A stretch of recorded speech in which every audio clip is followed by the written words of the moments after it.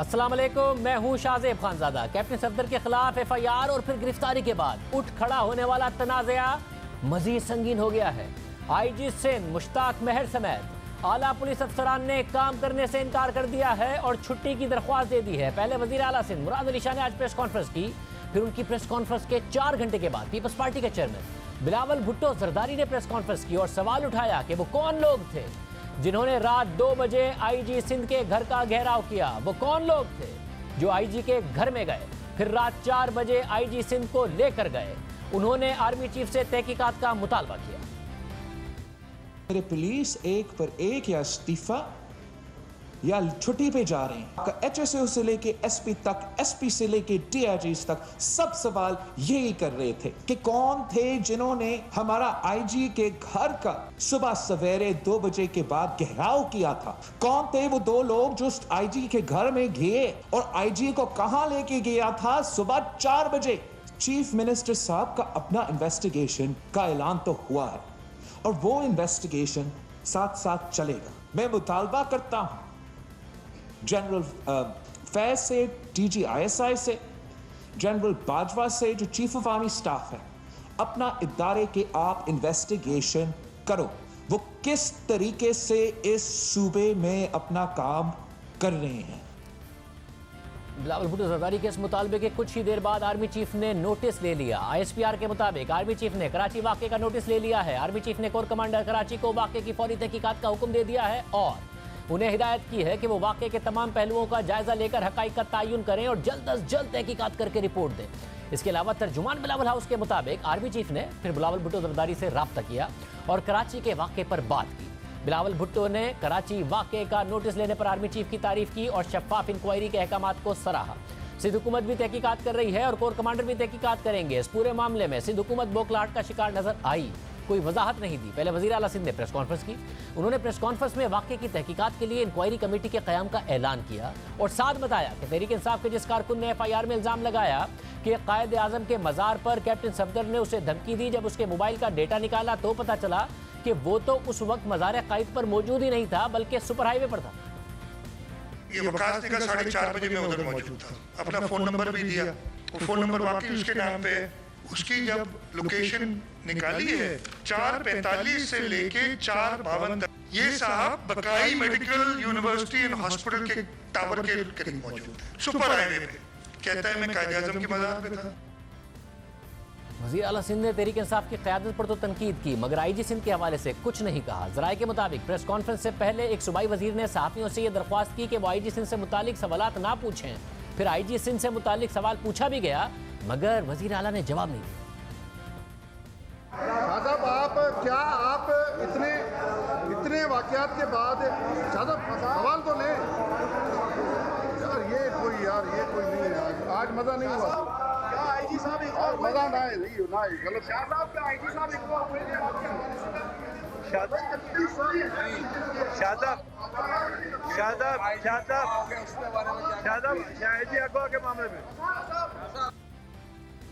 वज़ीर आला सिंध की इस प्रेस कॉन्फ्रेंस के बाद पुलिस अफसरान की छुट्टी की दरख्वास्तें आने लगी। आईजी सिंध समेत सिंध के तमाम 25 डीआईजीज ने छुट्टी की दरख्वास्त दे दी। उसके अलावा 30 एसएसपीज भी छुट्टी की दरख्वास्त दे चुके और अब एसएचओज भी छुट्टी की दरख्वास्तें देने लग गए हैं। इन दरख्वास्तों में पुलिस अफसरान ने यह मौक़िफ़ अख्तियार किया है कि कैप्टन सफदर की एफआईआर के मामले में पुलिस की हाई कमांड की तस्दीक की गई, उनसे नारावा सलूक रखा गया जिसकी वजह से पुलिस के तमाम अफसरान को धचका लगा और पुलिस अफसरान डिमोरलाइज हुए।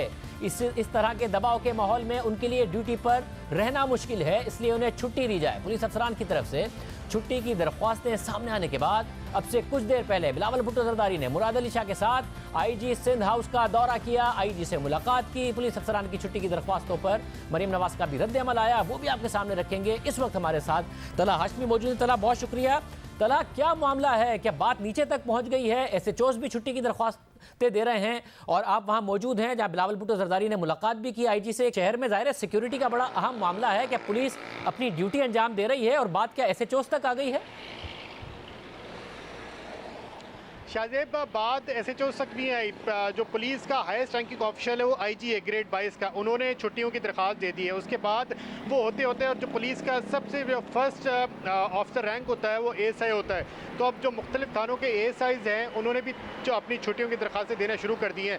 ये मामला IG से शुरू हुआ था, उसके बाद Karachi police chief additional IGs पे आया, फिर सिंध भर के 25 DIGs ने इस्तीफे दिए, फिर 30 से ज़ायद जो SSPs काम कर रहे हैं उन्होंने इस्तीफे दिए, फिर SPs तक मामला आया, फिर DSPs तक आया, फिर SHO, और अब सबसे जो फर्स्ट ऑफिशियल रैंक है ASI उस तक आ गया। और इसकी वजह अब ये हो रही है कि कराची के जो मुख्तलिफ स्पॉट्स हैं वहाँ से पुलिस की नफरी कम होना शुरू हो गई है। अब से कुछ देर पहले कुछ इस तरह की हमारे पास मालूमात मिली है कि जो प्रेडी थाने का इन्वेस्टिगेशन का अमला था वो उससे पूरे SIO समेत तमाम जो अमला है वो उसने छुट्टी की दरख्वास्त दी है, और छुट्टी की दरख्वास्त के बाद वो अपना काम छोड़ के चला गया। इसी तरह बहुत सारे ऐसे अफसरान हैं जिन्होंने छुट्टियों की दरख्वास्त दी है और उसके बाद उन्होंने काम छोड़ दिया, अपने दफातर से चले गए हैं। IG सिंध 2 रोज़ से नहीं आ रहे थे। आज जब ये हुआ है तमाम मामला एक प्रेसिडेंट सेट हुआ है पाकिस्तान की तारीख में। ऐसा नहीं हुआ कि किसी यूनिफॉर्म फोर्स के एक कमांडर ने इस तरह एहतजाजी तौर पे छुट्टियों की दरख्वास्त दी और फिर उसको उसकी पैरवी सब ने की हो। तो यहाँ पे ये हुआ है और इंटीरियर में जो तैनात अफसरान हैं वो कराची पहुँच गए हैं, DIGs रैंक के अफसरान हैं, SSP रैंक के अफसरान वो बाद क्लाचे हैं कि वो भी आ रहे हैं। तो एक हलचल सी मच गई है। और सबसे जो इसमें आम बात है वो ये है कि जो इसका इम्पैक्ट है वो अब शहर में पड़ना शुरू हो गया है कि ऐसे बहुत सारे स्पॉट्स हैं जहाँ पे पुलिस की पेट्रोलिंग होती थी, पुलिस की पेट्रोलिंग कम हो गई है।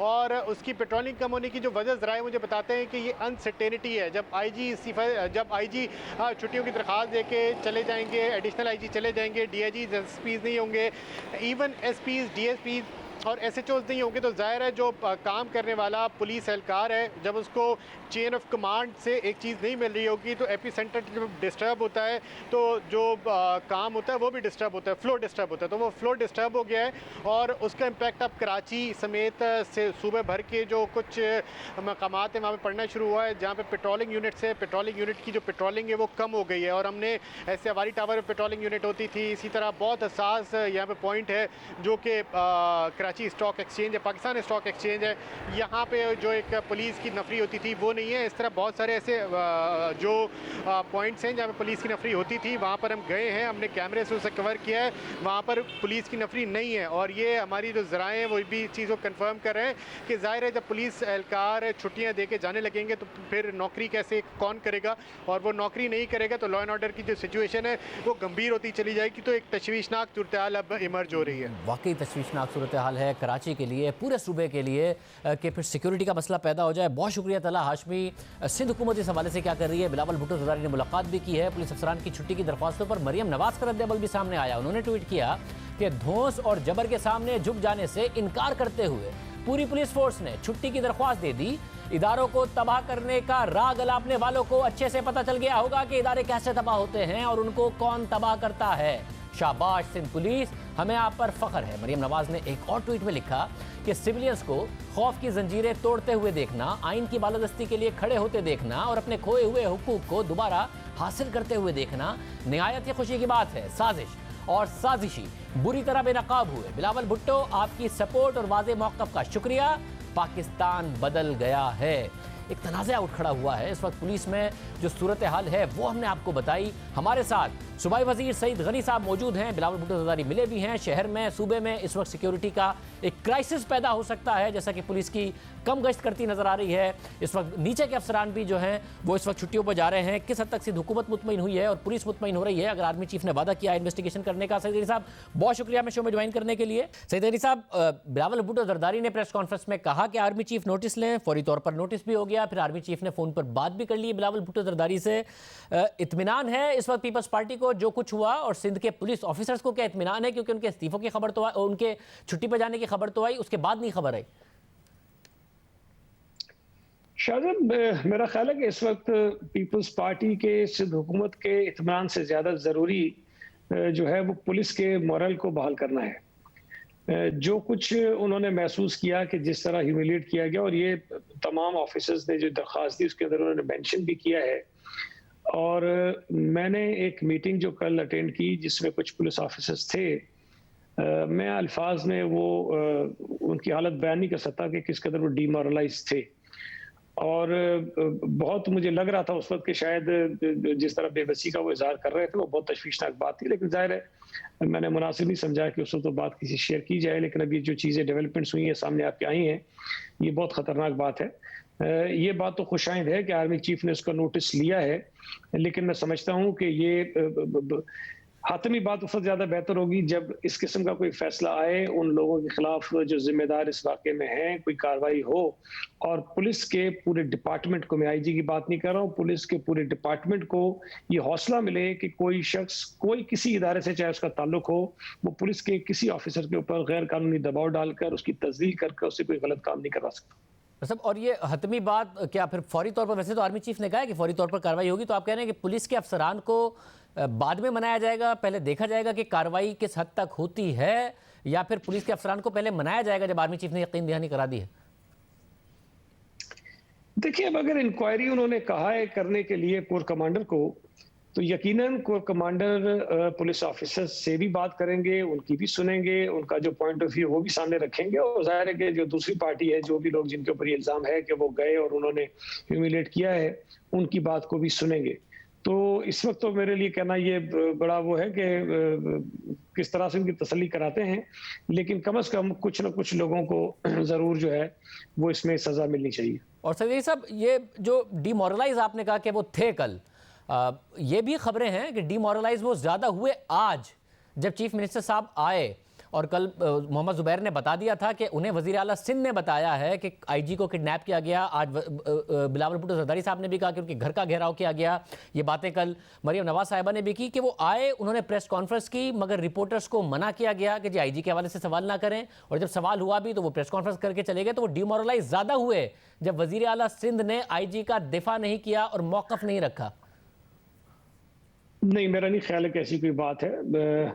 मेरे इल्म में नहीं है कि कुछ रिपोर्टर्स को मना किया गया, चूंकि मैं खुद उस प्रेस कॉन्फ्रेंस में मौजूद था। लेकिन चीफ मिनिस्टर साहब ने जो बात कही उसमें मैं समझता हूं कि जो मेरे सामने हुई एक बात हुई, उन्होंने जवाब उसमें ये दिया कि जो कुछ मैंने कहा है वो मैं इसलिए दोबारा ये रिपीट नहीं करना चाहता, या जो जुबैर साहब से जो मेरी बात हुई है उसको मैं यहाँ नहीं करना चाहता कि मैं एक कमेटी जो है वो बनाने की बात कर रहा हूँ।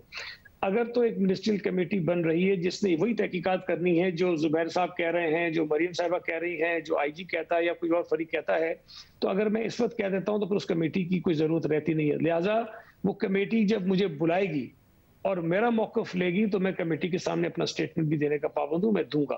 तो चीफ मिनिस्टर साहब ने कोई ऐसी बात नहीं की थी जिससे ये तासुर लिया जाता कि वो कोई गलत कह रहे हैं। एक बात जो कुछ चैनल्स ने गलत कोट की कि चीफ मिनिस्टर ये कह रहे हैं कि पुलिस ने जो कुछ किया सफदर के केस में वो ठीक किया। उन्होंने ये बिल्कुल नहीं कहा था। उन्होंने ये कहा कि जब कोई दरखास्त आती है तो नॉर्मली पुलिस उसके ऊपर एफआईआर काटने के पाबंद होती है। ये कोई कहने की जरूरत नहीं है। दिन में कोई शायद 100 से ज्यादा एफआईआर कटती होगी, शायद हजारों कटती हो। कोई एफआईआर आईजी से पूछ के नहीं काटी जाती, कोई एफआईआर चीफ मिनिस्टर से पूछ कर नहीं काटी जाती। लेकिन जो पुलिस ऑफिसर वो मौजूद होता है वो जरूर इस बात का फैसला करता है कि जो दरखास्त मेरे पास आई है क्या ये झूठी है, क्या ये सच्ची है, तो उसके मुताबिक वो कार्रवाई करते हैं, या फिर ये दरखास्त वो रिसीव करते हैं और उसको कुछ अर्से बाद उसमें फैसला करते हैं कि इस पे एफआईआर होनी चाहिए कि नहीं हुई है। लेकिन इस एफआईआर में ये केस इसलिए डिफरेंट है कि पीटीआई के तमाम जो सूबाई हमारे यहाँ रहनुमा हैं, इनके वफाकी वजीर हैं, उनकी अपनी वीडियोज आपके सामने आ चुकी हैं कि वो किस अंदाज में दबाव डालते रहे, पूरी रात बैठे रहे, बदतमीजी करते रहे, और किस तरह उन्होंने पूरा ये केस क्रिएट किया है। ये इवेंट हुआ नहीं, इस इवेंट को क्रिएट किया। जिस बंदे ने एफआईआर के लिए दरखास्त दी वो उसकी जो सीडीआर है उसके मुताबिक वो मौजूद नहीं था। शायद 20 किलोमीटर दूर मज़ार-ए-कायद से वो उसकी प्रेजेंस है। उसके बाद उसके ताल्लुकात, उसकी रिश्तेदारियां और उनकी मीटिंग में ये फैसला हुआ, ये मंसूबा बनाया गया, ये साजिश बनाई गई कि ये सारा कुछ करना और काम करना। तो मैं समझता हूं कि पीटीआई इसके पीछे है, इनके वफाकी वज़रा इसके पीछे हैं, इनके सूबाई लीडर्स उनके पीछे हैं। उन्होंने अपने मजबूम मकासद के लिए मज़ार-ए-कायद का भी गलत नाम इस्तेमाल किया और हमारे इदारे के कुछ लोगों को भी उन्होंने खराब किया जिनको नहीं होना चाहिए। साहब, अब ये देखिए, जब आप ये वाली बात करते हैं तो आप ये कह रहे हैं कि पाकिस्तान तहरीक इंसाफ ने ये सारा काम किया और जो इदारे के कुछ लोग हैं उन्होंने पाकिस्तान तहरीक इंसाफ का इस काम में साथ दिया। उसके बाद आईजी के घर का घेराव किया गया ताकि वो एफआईआर काटें, और फिर जो कुछ आईजी के साथ हुआ उन्हें किडनैप करने की बात और वो सारी बात जो कि मोहम्मद ज़ुबैर ने की और वो एफआईआर कराई गई। ये सारा का सारा काम मिली भगत के तहत हुआ जिसकी आप आर्मी चीफ से कह रहे हैं कि इन्वेस्टिगेट करें और मुरीद इल्ज़ाम ठहराएं और सजा दें। देखिए, अपरेंटली तो ये नजर आ रहा है ना कि जिन लोगों ने एफआईआर कटवाई वो कौन है, जो लोग एफआईआर कटवाने वाले के साथ आए वो कौन थे, जो एफआईआर कटने के लिए दबाव देते रहे वो कौन थे, और जो आईजी को धमकियां देते रहे वो कौन थे। फेडरल मिनिस्टर खड़ा होकर कहता रहा कि तुम्हें सुबह से पहले ये एफआईआर काटनी होगी। वो ये कहता रहा कि आईजी और चीफ सेक्रेटरी फेडरल गवर्नमेंट के और मुलाजमीन है, हम उनको देख लेंगे, हम उनको एसडी बना देंगे। ये सारी बातें फेडरल मिनिस्टर ने की हैं। अब अगर ये सारी चीजें हो रही हैं और पीछे से कोई इनको सपोर्ट करता है, जो बातें वो कह रहे हैं उसको अमल दरामद कराने के लिए कोई इस्तेमाल होता है, तो ये तो कोई खुफिया चीज नहीं है, सारी चीजें आपके सामने हैं। मैं ये समझता हूं कि पीटीआई अपने मजमूम मकासद के लिए पंजाब में भी पुलिस को इस्तेमाल कर रही है और उन्होंने कोशिश की कि सिंध में भी वो पुलिस को इस्तेमाल करे। सर मगर बात यहाँ तक रुकी नहीं, बात आईजी के मामले तक रुकी नहीं है। एफआईआर के बाद भी होता है कि ट्वीट की जाती है कि जी सही कानून के मुताबिक गिरफ्तार किया गया, ट्वीट डिलीट की जाती है, फिर ट्वीट की जाती है, प्रोसिक्यूटर जनरल बेल की मुखालफत करते हैं कि उनको जमानत ना दी जाए। ये सारे काम कौन कर रहा था बाद में भी? एक तो मैं ये वजाहत कर दूं, प्रोसिक्यूटर ने मुखालफत नहीं की थी बेल की, ये गलत रिपोर्ट हुआ है। और पीएमएलएन का जो वकील था, जो अपेयर हुआ था कैप्टन सफदर के लिए, उसने अपना एक वीडियो मैसेज दिया है जिसमें उसने कहा कि ना पुलिस ने मुखालफत की बेल की, ना प्रोसिक्यूटर ने मुखालफत की बेल की। तो ये जहां जहां भी चीज चली ये गलत चली, ऐसी कोई बात नहीं थी। जहां तक जो दूसरी बात आपने कही कि पता नहीं मेरे जहन से निकल गया, दूसरी बात ट्वीट हुआ कि जी बिल्कुल कानून के मुताबिक गिरफ्तारी हुई है, डिलीट हुआ। फिर अली जैदी साहब ने तनकीद की कि ये ट्वीट कैसे डिलीट हुआ है, ये क्या मजाक है, फिर दोबारा ट्वीट हुआ, ये कैसे हुआ? एक तो देखिए मेरा अपना ख्याल ये, मुझे नहीं पता ये पुलिस का अकाउंट कौन चलाता है, लेकिन कम से कम आईजी, एडिशनल आईजी खुद तो नहीं चलाते होंगे। अगर ये ट्वीट हुआ था कहीं से उनके इल्म में बात आई होगी, मुमकिन है किसी ने कहा हो गलत है डिलीट कर दो, फिर जाहिर है कि बहुत सारे फैक्टर्स थे, किसी ने दोबारा करवा दिया हो, मेरे पास की तफसीलात नहीं है। लेकिन ये खुद इस बात को साबित करता है कि कोई चीज जरूर ऐसी थी जो बैकग्राउंड में हो रही थी, जिन्होंने पहला ट्वीट करवाया, जो डिलीट हुआ, फिर जिन्होंने दोबारा करवाया, मुझे नहीं पता। तहकीकात होने दें, मिनिस्ट्रियल कमेटी बनेगी, जाहिर है कि इस चीज को भी देखा जाएगा। और जो आर्मी चीफ ने कहा है, कमेटी की बात की है, तहकीकात की बात की है, उसको भी देखेंगे को क्या होता है, इसके पीछे कौन था सारा। और आईजी ने और दीगर अफसरान ने पहले बता दिया था, वजीर आला जब प्रेस कॉन्फ्रेंस करने आए तो उन्हें पता था कि पुलिस ये करने जा रही है या नहीं पता था? नहीं, चूंकि मैं उस वक्त चीफ मिनिस्टर हाउस में मौजूद था, सीएम साहब के साथ मौजूद था, प्रेस कॉन्फ्रेंस करने जब आए तो मैं उनके साथ आया। ये बात बिल्कुल भी हमें इल्म में नहीं थी कि कोई बहुत बड़ी सतह पर तमाम के तमाम ऑफिसर को ऐसा काम करने जा रहे हैं। लेकिन एक चीज मैं आपको बता रहा हूँ, जो मैंने एक दिन पहले का जिक्र किया, एक मीटिंग जिसमें कुछ ऑफिसर्स थे, जो मैंने ऑब्जर्व किया, मैं बैठा हुआ था मैं मीटिंग में, मुझे ये लगा पुलिस ऑफिसर्स की बातों से कि वो बहुत ज्यादा डिमोरलाइज हैं, और वो शायद लग रहा था कि वो बहुत अपने आप को महसूस कर रहे हैं कि उनकी बहुत इंसल्ट हुई है और शायद इस हालात में उनके लिए काम करना मुश्किल होगा। बहुत शुक्रिया। सईद गनी साहब हमारे साथ मौजूद थे। प्रोग्राम में एक ब्रेक और उसके बाद गवर्नर सिंध इमरान इस्माइल हमारे साथ मौजूद होंगे। वो कैसे देख रहे हैं सूरत हाल को, वजीर आजम कैसे देख रहे हैं सूरत हाल को, एक ब्रेक के बाद। हमारे साथ गवर्नर सिंध इमरान इस्माइल साहब मौजूद हैं। इमरान इस्माइल साहब बहुत शुक्रिया हमें शो में ज्वाइन करने के लिए।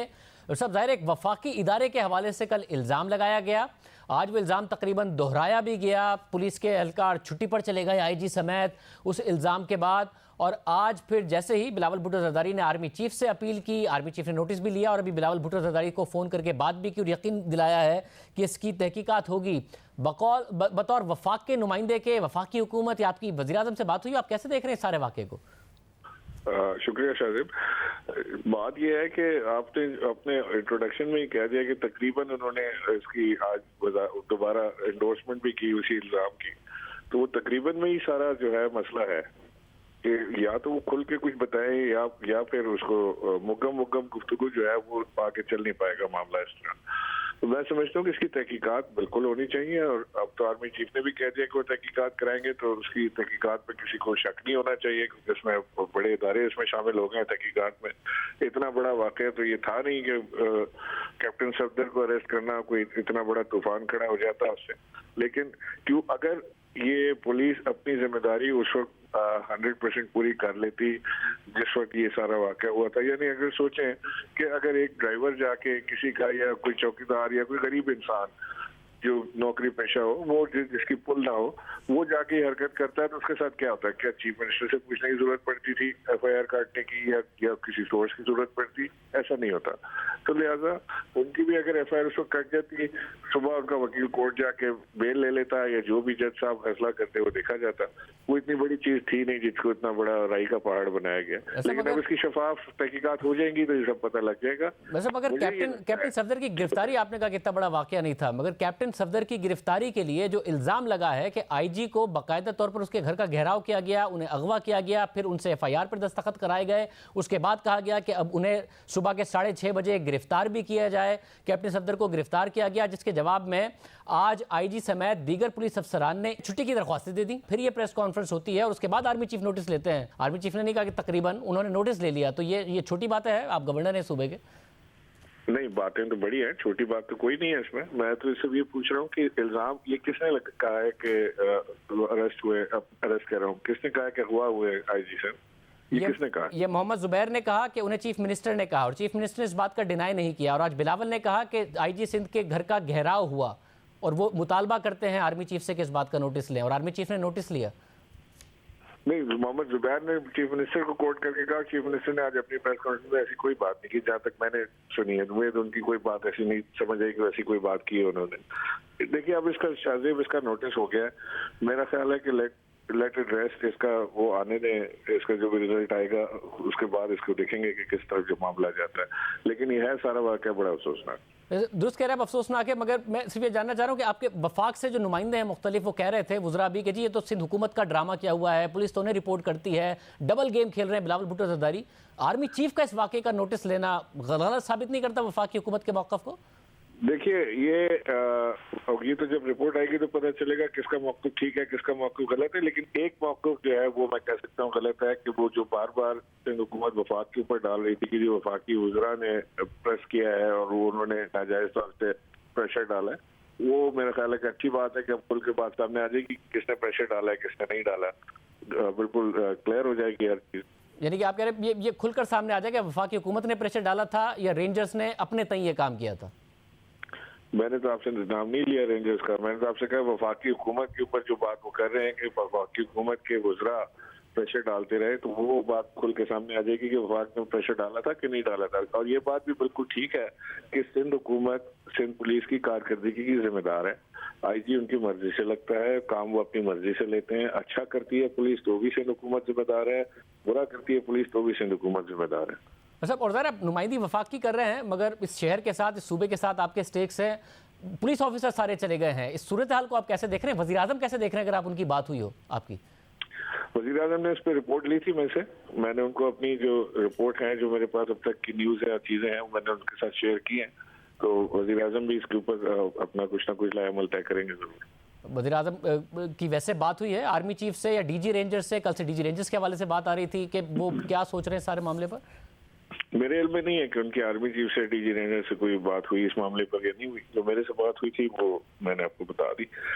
इमरान साहब, आप बार बार फिर जब भी कुछ टेंशन होती है अचानक खबर आ जाती है, फिर आपने डिनाई भी काफ़ी दफ़ा किया मगर फिर आ गई है कि कोई गवर्नर राज ना लग जाए सिंध में, कोई ऐसा इरादा है आपका? मैं अभी टीवी पे देख रहा था जो सारी इतनी एक्साइटमेंट हुई हुई है और मेरे इस्लामाबाद जाने की भी खबर आई हुई है कि फौरी तौर से तलब किया, तो वो अब मैं इंतजार कर रहा हूँ तलबी का। अच्छा, यानी आपको ना तलब किया है वज़ीर आज़म ने, ना कोई गवर्नर राज या कोई ऐसी कोई ऐसा मामला ही नहीं है? शाहजेब, मेरी मीटिंग प्राइम मिनिस्टर से ऑलरेडी तय थी। मेरे 3 दिन से ये मैंने अपने टिकट सब चीज़ बुक की हुई है। प्राइम मिनिस्टर से मेरा टाइम हुआ है। मैं कल इस्लामाबाद जा रहा हूँ, लेकिन उसमें कोई सनसनी की चीज़ नहीं है, कोई ऐसी बात नहीं है। और गवर्नर राज का या ऐसी कोई भी बात आप सोच ही नहीं रहे? कोई बात ऐसी नहीं हुई, मेरे से तो नहीं हुई, आज तक नहीं हुई। जब होगी तो आप ये आपसे प्रॉमिस है कि आपके प्रोग्राम पे सबसे पहले बताएं। बहुत शुक्रिया गवर्नर सिंध इमरान इस्माइल साहब हमारे साथ मौजूद थे, गुफ्तगू आपने सुनी। प्रोग्राम एक ब्रेक शामिल करते हैं। प्रोग्राम में दोबारा खुश आमदीद नाजरीन। हमारे साथ इस वक्त मौजूद हैं नून लीग के सीनियर रहनुमा मोहम्मद ज़ुबैर साहब, बहुत शुक्रिया। ज़ुबैर साहब, मरियम नवाज साहिबा खुश हैं, उन्होंने बिलावल भुट्टो का भी शुक्रिया अदा किया, इसके अलावा सिंध पुलिस की भी उन्होंने तारीफ़ की। आज बिलावल भुट्टो जरदारी ने प्रेस कॉन्फ्रेंस की, आर्मी चीफ ने उनसे रब्ता किया, तहकीकात का यकीन भी दिलाया है। वाक़या हुआ था आपके साथ, क्या आप लोगों से भी कोई रब्ता हुआ है, कोई ऐसी बात की गई है? नहीं, हमारे साथ कोई रब्ता नहीं। आर्मी चीफ के रब्ते की बात कर रहे हैं, हमारे साथ कोई रब्ता नहीं हुआ। वैसे भी कोई रब्ते नहीं है, तमाम रब्ते मुनक़ता हैं। नहीं, देखिए मुनक़ता है बिल्कुल।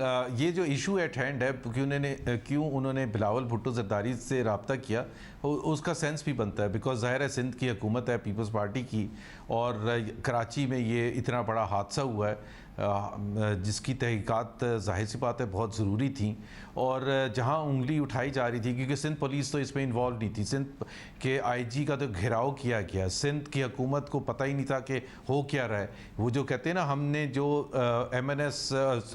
मियां नवाज शरीफ का पॉइंट ऑफ व्यू था कि स्टेट अबव द स्टेट, तो एक कॉन्स्टिट्यूशनल ब्रेकडाउन हुआ है, और कॉन्स्टिट्यूशनल ब्रेकडाउन जिन्होंने किया है तो जाहिर सी बात है उन्हीं की तरफ उंगली उठेगी। और इस वजह से बिलावल भुट्टो ने सही रेफरेंस दिया और आर्मी चीफ से ये रिक्वेस्ट की, और जनरल फैज़ का नाम लेके ये रिक्वेस्ट की कि वो इसकी तहकीकात करें। बिकॉज जाहिर सी बात है सिंध की हुकूमत क्या तहकीकात करेगी, पुलिस क्या तहकीकात करेगी। It's a serious disorder. तकरीबन 50 सीनियर तरीन पुलिस ऑफिसर्स जो हैं सिंध पुलिस के, उन्होंने रिफ्यूज़ कर दिया काम करने से, और उनके साथ जो हुआ है, पाकिस्तान मुस्लिम लीग नवाज़ बिल्कुल उनके साथ खड़ी है। इस वजह से मरीम नवाज़ ने उनकी तारीफ़ की है, और इस वजह से हमने बिलावल भुट्टो का शुक्रिया अदा किया है कि बिलावल भुट्टो ने इस चीज़ को महसूस किया है और इस चीज़ पर आवाज़ उठाई है। इसको ऐसे नहीं जाने दिया जा सकता कि जी आप कारपेट के नीचे दबा दें और इसको कहें कि जी पता नहीं क्या हुआ था और पुलिस वालों को खुश करके वापस ले आए। जाहिर जो पुलिस ने किया, उसके बाद आर्मी चीफ ने यकीन दहानी भी कराई है, इन्वेस्टिगेशन की, वो सारा का सारा मामला हुआ। मगर आपको अंदाजा कि आपके लिए स्टेटस को ही है, आप लोगों के खिलाफ पंजाब में आज भी FIRs हुई हैं और उसका सिलसिला जारी है। आपके कारकुनान हो या फिर आपके रहनुमा हो, तो ना हुकूमत की तरफ से ना ही इदारों की तरफ से कोई राब्ता या रिलीफ आप तवक्को नहीं कर रहे हैं, और आपके साथ स्टेटस को कोई मामला है? नहीं, बिल्कुल मुख्तलिफ है। ये कोई सिंध और ये पीपल्स पार्टी या PMLN का मामला नहीं है। एक हमने बयानिया लेके आए थे, और वो बयानिया बड़ा सिंपल था कि इस मुल्क में एक नहीं 2 हुकूमतें हैं, पैरेलल हुकूमत से। जब आप स्टेट अबव द स्टेट की बात करते हैं, तो हमारा तो नज़रिए को मेरा ख्याल है वो एंडोस हुआ है कि ये बिल्कुल एक सामने खुल के एक चीज़ सामने आ गई है, और इतने ऐसे तरीके से सामने आई है जिसमें हमारा कोई कसूर नहीं कहा जा सकता। एक दरवाजे तोड़ के अंदर घुसना, और बावजूद इसके कि फॉरगेट अबाउट मरीम नवाज़ वहाँ थी, कि किसी तरह से ये बिल्कुल नाजी जर्मनी या फॉर्मर सोवियत यूनियन की आपको याद दिला देती है। अगर इस किस्म की फैसिज्म होगी तो हमारे नज़रिए को की एंडोर्समेंट होगी कि यहाँ जो वो वज़ीर आज़म हैं, सो कॉल्ड वज़ीर आज़म, सिलेक्टेड वज़ीर आज़म Imran Khan, in this entire debate उनकी बात ही नहीं हो रही है। उनके ना ट्वीट्स आ रहे हैं, ना उनसे पूछा जा रहा है, ना कोई एनालिस्ट बैठ के उनकी बात कर रहा है, बिकॉज ही इज वर्थलेस। जो बयानिया आप बना रहे हैं, और ज़ाहिर है आप बात करते हैं इदारों के सरबराह के हवाले से भी, अगर वो वर्थलेस भी हैं बकौल आपके, तो अहम भी हैं वो इस सारी की सारी इक्वेशन में, और उनका सर्वाइवल भी बहुत ज़्यादा अहम है। तो आप इससे एंड रिजल्ट क्या है? देखिए, मैसेजिंग तो हुई ना कि मरीम नवाज साहब और नवाज शरीफ साहब कोई भी बात कर लें, सुबह 6:30 बजे उनके दरवाजे को तोड़ के बकौल आपके उनके मियाँ को ले जाया जाएगा। उसके अगले दिन जो भी सिंध पुलिस ने किया, उसके बाद इन्वेस्टिगेशन की यकीन दहानी कराई गई है। मगर आपके रहनुमाओं के खिलाफ पंजाब में आज भी FIRs हुई हैं, तो मैसेजिंग आपके लिए तो क्लियर है। शाहजेब, जब आप आइन की हुक्मरानी की जद्दोजहद करेंगे तो आपको सख्तियां भी झेलनी पड़ेगी। हम पिछले 2-3 साल से हमारे साथ ये हो रहा है, तो हमें ये नहीं है कि हम सरप्राइज्ड हैं, हमें और ज़्यादा महसूस हो रहा है कि हमें जद्दोजहद हमारी को तक़वियत मिल रही है। और वो जो बयानियाँ हैं वो सबके सामने खुल के, सिर्फ पाकिस्तान में नहीं दुनिया में आप किसी से जाके पूछ लें कि क्या ये पाकिस्तान में आइन की हुक्मरानी रिफ्लेक्ट करता है जो कल हुआ था, या परसों से जो हो रहा है? नहीं रिफ्लेक्ट करता। क्या इसी तरह से स्टेट चलनी चाहिए? नहीं चलनी चाहिए। क्या पाकिस्तान को आगे लेके जाने का यही तरीका नहीं है? ये तरीका सिविलियन सुप्रीमेसी होनी चाहिए। और हम कोई किसी इदारे के खिलाफ नहीं बात कर रहे, हम आइन की हुक्मरानी की बात कर रहे हैं, जो आइन में दर्जात है, जो कायदे आजम का विजन था। हम कोई अलग बात नहीं कर रहे। तो इसमें क्या, और मुश्किलात भी आएंगी, हमें पता है मुश्किलात आएंगी। बहुत शुक्रिया। वज़ीर आज़म इस सारी की सारी सिचुएशन में क्या सोच रहे हैं, इस इक्वेशन में कहाँ हैं, बात करेंगे फवाद चौधरी साहब से एक ब्रेक के बाद। हमारे साथ वफाकी वजीर फवाद चौधरी साहब मौजूद हैं। फवाद चौधरी साहब, बहुत शुक्रिया हमें शो में ज्वाइन करने के लिए। फवाद चौधरी साहब, ज़ाहिर पहले नैब ने गिरफ्तारियां की, उसके बाद ज़मानतें हो गई, मंशियात तक के केसेस भी बने, ज़मानतें हो गई। अब एक नया सिलसिला है, पंजाब में आज भी FIRs हुई हैं। क्या अपोजिशन रहनुमाओं की गिरफ्तारी के लिए ये एक नया तरीका है जो हुकूमत ने ढूंढा है? नहीं, कुछ स्पेसिफिक बताइएगा कि कैप्टन सफदर का तो ज़ाहिर है सिंध में हुआ, वो तो हमारा तो उससे कोई ताल्लुक़ नहीं है फेडरल गवर्नमेंट का, लेकिन पंजाब में जो ज़्यादातर जो मुझे पता चला है, और इसका मुझे नहीं पता कि कहाँ पे हुआ है, जो ज़्यादातर हैं वो कोरोना की जो SOPs हैं वो फॉलो ना करने पे हुए हैं, और वो सिर्फ अपोजिशन रहनुमाओं पे नहीं हुए हैं, वो बहुत सारे जो आम आदमी लोग हैं उनके ऊपर भी हुए हैं। और जाहिर है कि कोरोना की SOPs की वायलेशन तो हुई है, जलसों में आपने खुद देखी है। अच्छा, पिंडी में आपका हुआ तहरीक इंसाफ का, उस पर SOPs की खिलाफ वर्जी पर FIR नहीं हुई। जो टाइगर फोर्स का वज़ीर आज़म ने खिताब किया उसमें अक्सर लोगों ने मास्क नहीं पहने हुए थे, जो SOPs की खिलाफ वर्जी है उनके खिलाफ कोई FIRs हुई? जो इस्लामाबाद में तो आई अंडरस्टैंड कि ये लॉ अभी है नहीं है इसका SOPs वाला, लेकिन पिंडी वालों के ऊपर होना चाहिए, बिल्कुल होना चाहिए, ज़रूर होना चाहिए। अच्छा, और आपने कहा कि कराची वाला तो सिंध हुकूमत का मामला है, मगर आर्मी चीफ ने भी अब इस बात का नोटिस लिया है। बिलावल भुट्टो जरदारी ने भी कहा कि जी IG का घेराव किया गया। वफाकी हुकूमत या वज़ीर आज़म इस सारे के सारे मामले पर क्या सोच रहे हैं, या वो समझते हैं कि उनका कोई ताल्लुक़ नहीं है सारे मामले से? देखिए जी, हमारा को बरह रास्त ताल्लुक़ तो बहरहाल नहीं है। एक प्राइवेट पर्चा जो है वो दर्ज हुआ और उसके ऊपर पहले गिरफ्तारी हुई, फिर अभी लग तो यह रहा है कि कोई मुराद अली शाह साहब और बिलावल भुट्टो साहब की शायद आपस में बातचीत ही नहीं है, क्योंकि वो कुछ और बात कर रहे हैं, बिलावल साहब और बात कर रहे हैं। लेकिन बहरहाल अब उन्होंने भी कमेटी बना दी है और ISPR ने भी कहा है कि हम इंक्वायरी करते हैं, तो जो भी नतीजा आएगा वो सामने आ जाएगा। वैसे मगर जो प्राइवेट FIR है वो हलीम आदिल शेख साहब के भांजे हैं, उनके कोऑर्डिनेटर भी हैं, और आज उन्होंने बताया कि वो तहरीक इंसाफ के कारकुन भी हैं। उनके कहने पर ये FIR होती है, और वो कहते हैं कि मैं वहाँ पर मौजूद था मज़ार पर, और मुझे कैप्टन सफदर ने धमकी दी। एक तो ये कैमरों पर नहीं आया, दूसरा जो आज उनका मोबाइल डेटा शेयर किया गया वो हाईवे पर थे, बकाई यूनिवर्सिटी के पास, बहुत ज़्यादा दूर। तो ये सारा का सारा इत्तफाकन हो रहा है, और फिर इल्ज़ाम वफाकी इदारों पर लग रहा है। तो ये तहरीक इंसाफ, वफाकी इदारे, ये सब इत्तफाकन हो रहा है। देखिए, तहरीक इंसाफ के कारकुन तो ज़ाहिर है 1,70,00,000 अगर PTI ने वोट ली है तो करोड़ों में है। अब हर वर्कर की कोई कंडक्ट की जिम्मेदारी जो है वो लीडरशिप तो नहीं ले सकती है, लेकिन जो पर्चा दर्ज किया है वो पुलिस ने किया है और सिंध हुकूमत के वो मातहत है। और अब अगला जो भी क्राइसिस है वो हमें अगर कोई मदद के लिए कहेंगे तो हम हाज़िर हैं, लेकिन उन्होंने तो बातें तो आइन और कानून की करते हैं, लेकिन अपील बहरहाल बिलावल साहब ने भी आर्मी चीफ को ही की है। सब क्योंकि शिकायत उनके इदारे से थी, आपको लगता है कि DG रेंजर्स या दूसरे इदारे उनकी शिकायत उन्हें और अपील वज़ीर आज़म से करनी चाहिए थी? यकीनी तौर के ऊपर अगर आप आइन के इतने बड़े मानता हैं जितने बिलावल साहब इतने जलसों में तकरीरें कर रहे हैं, तो फिर तो जाहिर है कि वफाकी फ़ौज जो है वो भी एक वफाकी इदारा है, रेंजर्स भी वफाकी इदारा है, और अगर उन्हें इतने वो जमहूरियत के बड़े चैम्पियन थे तो फिर आप इदारों को क्यों दरमियान में ला रहे हैं? फिर आप अपने आइन और कानून पे अमल करें। तो कल से वज़ीर आज़म ने नोटिस क्यों नहीं लिया? कल से ये बात हो रही थी DG रेंजर्स के हवाले से। ये वाक़या तो आज हुआ, बिलावल साहब ने अभी प्रेस कॉन्फ्रेंस की है, एक सूबे का इंटरनल मामला है। तो मगर वज़ीर आज़म तो वैसे ही नहीं मिलना पसंद करते, वो तो गिलगित बल्तिस्तान का भी मामला हो तो कहते हैं कि आर्मी चीफ हैंडल कर रहे हैं। जो वज़ीर आज़म का काम है वो तो वो नहीं करते ऑपोजिशन के साथ, तो इसके लिए वज़ीर आज़म मिल लेते अगर वो DG रेंजर्स की शिकायत करते। वो तो बात की बात है ना, वो मिलते हैं ना मिलते हैं वो तो आप कयास कर रहे हैं ना, मैं कयास के ऊपर बात नहीं कर रहा। मैं तो इस वक्त बिलावल साहब की या उन लोगों की जो जलसों में तकरीरें क्या करते हैं और फिर जब बात आती है उस वक्त क्या करते हैं। और ये भी बात मैं आपको बता दूं कि गिलगित बिल्तिस्तान पे अगर अपोजिशन को प्राइम मिनिस्टर हाउस या ऑफिस बुलाते हैं तो शायद वो ना जाते, मेस में वो आसानी से चले जाते हैं। अब ये भी आप कयास कर रहे हैं ना, वज़ीर आज़म ने बुलाया था क्या? मैं आपको बता रहा हूँ ना, ये भी कयास ही था कि उनको यहाँ पे बुलाएंगे। हमने तो जो नैब का हुआ था या फैटफ का हुआ था उस वक्त बुलाया नहीं था, उस वक्त बात नहीं की थी। अपोजिशन का क्या किरदार था? असल में इशू ये है कि हम लोग वज़ीर आज़म इस सारे मामले पे कोई नोटिस लेंगे जो सिंध में हो रहा है? ज़ाहिर IG और ये सारे ऑफिसर्स और फिर जो सरकारी इदारों के हवाले से वफाक के इदारे हैं, प्राइम मिनिस्टर कम्प्लीटली एब्सेंट है, आप लोग मुतमईन हैं या वज़ीर आज़म समझते हैं कि मामला हैंडल कर लेंगे आर्मी चीफ खुद? नहीं, अगर हमें सिंध गवर्नमेंट कहेगी, दरख्वास्त करेगी, क्योंकि बुनियादी तौर के ऊपर तो सिंध गवर्नमेंट का एक इंटरनल इशू है और उसमें अगर हमें कहेंगे तो यकीनन वफाक मदद भी करेगा और जो कानून के तहत बात है वो आगे बनाएंगे। बहुत शुक्रिया, आज के प्रोग्राम में इतना, इजाज़त दीजिए, अल्लाह।